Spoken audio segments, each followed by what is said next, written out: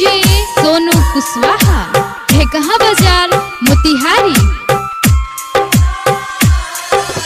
Mix by Aditya recording studio Gopalganj. सुनो सुनो ए रानी एगो बात कहतानी, हरदम खुश रही हा इहे दुआ देत बानी।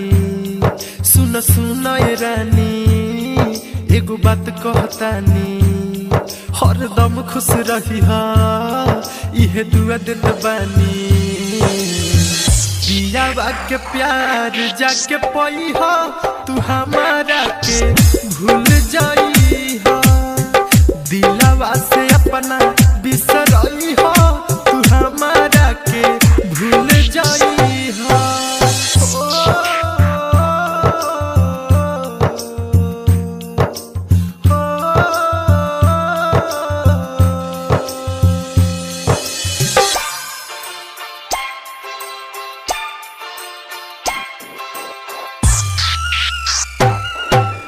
डीजे सोनू कुशवाहा ढेकहा बाजार मोतिहारी।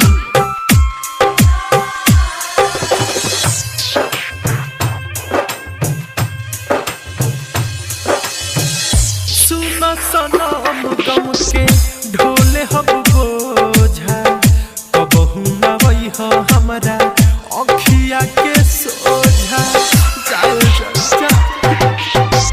सुनो सनम गम के ढोले हब बोझा, कबहू ना वही हो हमरा अखिया के सोझा।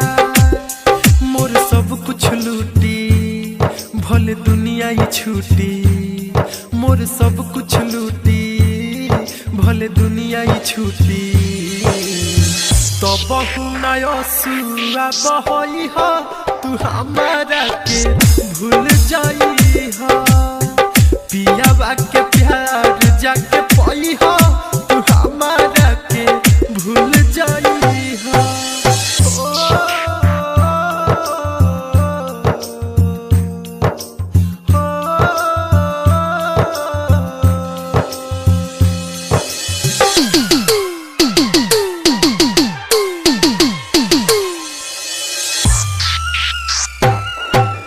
डीजे सोनू कुशवाहा ढेकहा बाजार मोतिहारी।